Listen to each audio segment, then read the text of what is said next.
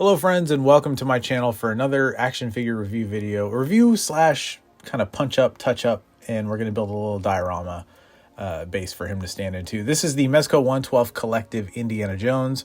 This was a Mezco exclusive. I just got this in the mail from FedEx a little bit ago, and we're going to pop it open and take a look at it. Real quick, I don't usually spend a lot of time on the boxes, but I do want to look at this box art as it rotates here. This is art from the legendary American illustrator Drew Struzan, a modern master. Look him up. He's done probably posters for all your favorite movies. These are all hand illustrated and painted. He's absolutely incredible, and that's, you know, a dying art form, unfortunately, because a lot of studios just want to go with cheap digital bad Photoshop jobs, and probably now AI, which looks like crap. But anyway, just want to shout out Drew Struzan, and I think it was really cool that they used his art on these boxes. All right, so getting this guy out of the clamshell tray here. So there's a first look at Indy, and this looks pretty good. I'm generally impressed by this. You know, if you saw my review of the Batman figure, I was very displeased with it, and I was pretty much like, I'm over Mezco. I'm just gonna get the pre-orders that I have left, and then we'll see what happens. This was one of those pre-orders, so hopefully I'm impressed by it. Hopefully it feels worth the money and the wait. You know, this one didn't have a terrible wait, but a lot of their stuff gets delayed, so you know, it just kind of becomes like, do I want to deal with all that? So we've got these 4 little arrows, nice little arrows. We have his revolver, and this actually rotates, and you can actually pop it out too. I don't know if it goes all the way out. Yeah, you can actually pop it all the way out. It has little painted details on the bullets there. So that is very cool. We've got his little bag of sand that he uses when trying to displace the idol. And then we have the idol itself. Very nicely sculpted. Looks to be pretty screen accurate from what I can remember. Tarantulas with the webbing that fits on his shoulders. We've got his fedora and 3 more interchangeable heads in addition to the one that comes on the body. So that's a really nice spread. And we'll get into how this works, but they made it so that you can swap out his hair and his hat, which I think is pretty brilliant. We have his coiled whip, and that is nicely sculpted as well. 2, this one is fixed in place, so right. And then is this one gonna be bendy? Yeah, this one is, oh shit. Okay, it's not bendy. Maybe that's why they gave you 2. You know, I understand doing a sculpted whips like this, but I think having like a soft goods one, I mean, I imagine you could have like a cord of some kind, or some kind of braided like nylon material or something that could really make a nice sort of loose, flexible whip. But you know, they gave us 3. So there's your first warning. I thought this was bendy. It felt like it was going to be, and it is not. And then we have his bag. This is actually really nicely done, and it opens and it Velcros shut. It looks like it appears to Velcro open and closed, but I'm not going to mess with that right now, so I break something else. And then we've got his torch. And then under this foam here, we've got the pedestal thing. It feels like one solid piece, and it's polystone, I'm going to say, so it's pretty hefty. There's some really nice flocked moss on there. It's a nice detail, and it's, you know, very well painted, nice sculpt to it, looks accurate, so yeah, that'll be fun to display with the figure. Let's see what's underneath here. Okay, so you pull away the black tray, you've got the different sets of hands, the Mezco stand and flex arm, and then the requisite bag. Quick look at the display stand. Now, this is one of those ones that is going to get scratched up really easily. They had been switching over the last few years to this kind of like printed material, like more textured, rough textured across the whole thing. Not so with this. So do be careful with that, because anyone who collects Mezco knows how janky those can get very quickly. I forgot to mention he does have the peg holes on the bottoms of his heels so that he can be posed on that. Now, of course, the hands went every which way when I pulled the cover off, so mine came with the 2 closed fists on the figure. Then we've got right and left trigger hands, right and left gripping hands. You know, some nice tendon details in there, sort of the indication of fingernails, some little wrinkles in the hand. So yeah, I mean, nice little hand sculpt. Nothing new or unexpected, but you know, they've always done a pretty good job with hands in my opinion. We've got two of these kind of open action-y hands, and then two more closed grip hands, presumably for holding the whips. Now it does come with an instruction sheet, but it's just on how to do the hair hat swaps, how to put the spider webs on the back, and then inserting the arrow into the torch. As far as the head sculpts go, we have this kind of neutral furrowed brow one, and I think that's a really good likeness. You know, his nose kind of goes slightly to one side a little bit. He's got the little chin scar visible there. The stubble is a little bit too pronounced, I think. I mean, but that's hard to do in this scale. You either just paint it on and his face looks dirty, or you give him a little texture. So I think the texture was probably the right way to go. Eye paint wise, it looks pretty good. These can be kind of hit or miss. There's even a little bit of pink around the eyes. Some subtle differences in the skin texture. There's actually a lot of texture in the skin itself. That's something we don't typically see from Mezco. I feel like usually their faces are very smooth, and then they'll just kind of speckle them with a little bit of paint. But this actually is like porous. I don't know that I've seen them do that before. So probably will touch up the paint on the head just to make it a little more lifelike. Yeah, I think they did a really nice job with this. So let's take a look at the other heads. So here we have him with the same kind of furrowed brow and a slight smirk. Then it comes with this angry Dennis Quaid head sculpt. No, I'm playing. It's it's still a good likeness, I think. I like this expression. It's kind of, you know, teeth gritted, like he's about to spit out one of his little pithy remarks. And then lastly, we have his kind of surprised, uh-oh, oh no expression. And I don't foresee myself using this one, but, you know, it's nice to have. And I bet people doing action figure photography will enjoy having this as an option.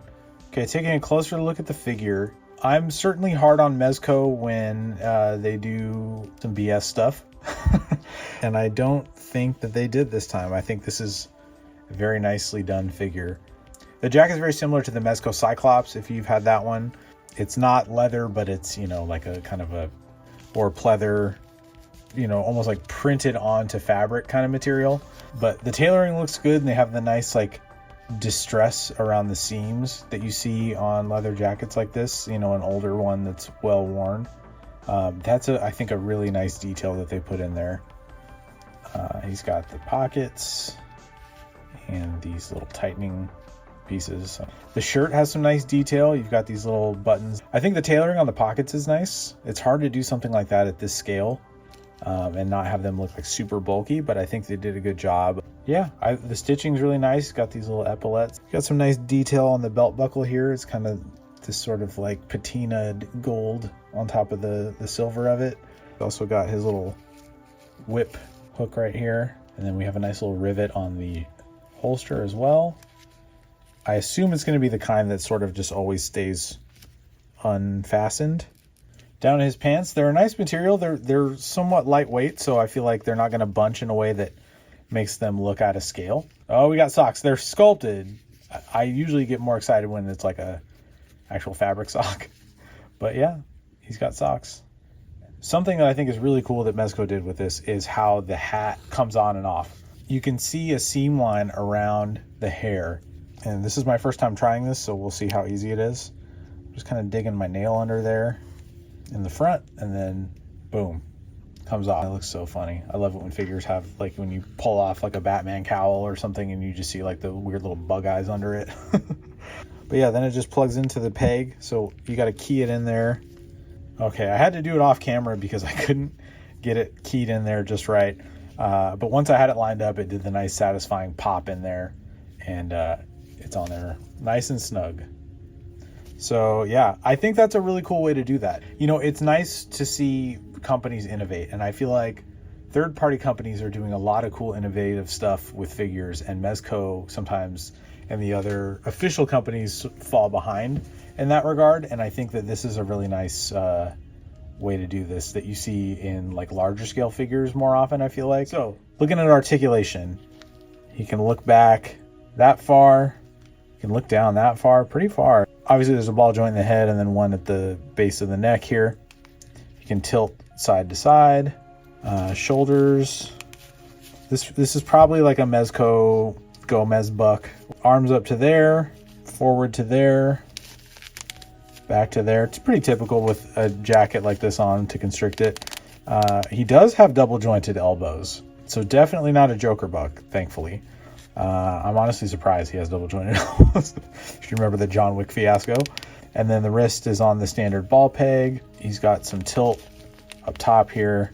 Ab crunch is pretty good, especially for a character like him. You know, he's not Spider-Man. Leans back to there, pretty standard. Side tilt also pretty good. He can do the splits, not that you'd need him to, but forward to there. Back doesn't go very far. I think it's hindered by the little butt flap piece right here. But definitely double jointed knees. Gets him to pretty much kick his own butt, which is not bad at all. And then we do have thigh swivel as well. And then the feet rotate all the way around. He only tilts about that far. Doesn't really get much up at all. And then side to side is pretty negligible. I mean, we're talking maybe a couple millimeters. I think along with the double jointed knees, you can still get some decent posing out of him. So yeah, not bad at all. All right, let's get him over on the turntable with some accessories and some other figures and take a look at how it all comes together. All right, getting into some size comparisons. Here he is with a couple other Fedora guys. On the left, we have the Felix Toys Ink Blot, aka Rorschach from Watchmen. And on the right, we have a Marvel Legends Indiana Jones. And, you know, you can see, like, because Marvel Legends put out a fair amount of Indiana Jones figures. So you could pair this guy with those in photography and on the shelf and stuff. And I think, you know, there's definitely a size difference, but I think you could fudge it in the display. You know, we're probably not going to be getting a whole cast from Mezco. So, you know, if you wanted to kind of have some of the other supporting characters surrounding him, I think you could get away with it. And here he is next to the Mezco 112 Collective John Stewart Green Lantern. And then on the right, we have the Mezco 112 Collective Batman 89. And finally, here he is next to a couple of the G.I. Joe figures from Hasbro. I don't know anything about G.I. Joe. I don't know who these guys are. I know a little bit. I mean, you know, but I couldn't name these two. So if you know who they are, feel free to put them in the comments below. But I just wanted to show because I think that a lot of people will probably use some of those figures to pair with this one for shots and stuff like that, because there are just a lot of different looking characters from this line. Now here's the Marvel Legends Indy again, because I wanted to show this figure is smaller than the G.I. Joes. And I just figured it'd be good to show that because they're both made by Hasbro, but G.I. Joe's scale a little bit larger. So helpful to see them all together, I think. So here's another close-up look at the figure in the head sculpt and the paint. So here we can look at him without the shadow of the brim of the hat. And you can see they actually did some kind of like reddish pink around the eyes and like on the nose and the cheeks a little bit. So that's something I would typically add. And I'm going to add a little bit more just because it is very, very subtle. But again, this is one of the most detailed textured Mezco head sculpts that we've seen to date. I think the actual paint job on the eyes is very, very good. So I'm not going to mess with that at all, but I am going to add a gloss coat to the eyes so that they have that wet look. I'm probably going to soften the eyebrows just a little bit, and then I'm going to paint the lips a little bit darker and add a gloss to those as well. All right, and here is the face after being retouched up. And you know, it's always kind of hard to capture some of this stuff on camera, but I've done a bunch of different things to it. So I darkened a few areas of the beard and also just kind of brought it up around the mouth more after looking at a photo of Harrison Ford and his stubble pattern. I painted some areas of the hair that were missing paint. And then I added a red wash to his cheeks and the bridge of his nose. And then I also added a little bit of flesh color to the whites of his eyes as kind of a wash. I just let it pool around the edges, and that just gives it a little bit more of a lifelike appearance. I didn't touch the pupils or the irises at all. Those were very, very well painted, but I did add a gloss varnish, which gives them that wet shine. And then I painted the lips, added a gloss varnish to them as well. And then for the eyebrows, I did two things. I kind of softened the edges with a little bit of brown paint by just kind of like feathering it. And then I took an X-Acto knife, the very, very tip of an X-Acto knife, and I scraped away some of the paint. It makes them a little more subtle looking. I also added a little bit of blue wash in these areas of the eyes. That just really helps to give them a realistic look. If you look in the mirror, you'll see is kind of like a bluish tint to our faces there, you know, from like veins under the skin and whatnot. I'll show this as a before and after, the difference between the two. Hopefully they'll line up pretty well and you can see a nice change from what it was to what it is. And here he is with the hat back on. So I'm pleased. And next up, I'm going to futz with his clothing and try to make it sit a little bit more naturally. But already, I think just these little tweaks help level him up. Now, in addition to repainting everything, I'm going to add some black to the band of this hat because it is not dark enough. It blends in too much with the rest of the hat. And looking at photos of it, it is pretty black against the brown of the hat. But I am going to need to not do this on camera because I can't see what I'm doing. All right, so Indy is going to go in one of these display cases. I'm putting one right here on the end. These are Elepure display cases, E-L-E-P-U-R-E. I will put an Amazon affiliate link in the description below. But I love to use these when I have an individual figure to showcase, right? For my larger displays, I go with these IKEA shelves. These are IKEA Vitsjo shelves that I outfitted with plexiglass that I magnetized and put this black tape on to make it look nice and clean. And then for up here, again, for my single individual figures, sometimes, you know, I have a couple of them, like this Jurassic Park one. But yeah, I like to put them in these cases. So I got one of these for Indy, and we're gonna do a little diorama, not dissimilar to kind of what I have going on in these here. So let's go to the workbench and take a look at some of the stuff I'm using. So to start off, for the base, I'm using just some regular craft store felt. Also, a lot of grocery stores, if they have like a craft section, you know, like Kroger stores and stuff like that have them. I'm sure you can get it on Amazon. I'll put an affiliate link in the description below. And then I also use this stuff. This is for floral arrangements and, you know, different like kind of little miniature scenery. But I was at a PetSmart earlier today and they also have this kind of stuff for their terrariums. Yeah, so basically this is going to serve as my dirt base, and then I'm just going to arrange this kind of stuff in different ways around the figure. Now for a bit of a background, I have this brick wall piece. This is from, I think, some Diamond Select figure. I don't know what exactly. But I collect a lot of these little kind of diorama pieces whenever I find them. Now in this case, I'm going to use it to make a backdrop. So essentially I'm going to set it up like this. I thought about carving something out of foam and all that. I don't want to go to all that trouble for just like a, you know, kind of a general backdrop sort of thing. I just wanted to have the right vibe. So I'm going to use some of this stuff and some other pieces of things. I also got some like coconut husk pieces at the pet store, and I'm going to make that kind of work as vining and stuff. I think I'm going to end up with something that looks pretty cool. All right, and here's Indy in the final setup. Got the background I made by gluing a bunch of that floral decorative moss stuff into that back wall there, and then I've spread some of that other stuff around the ground as well. And then we've got the statue.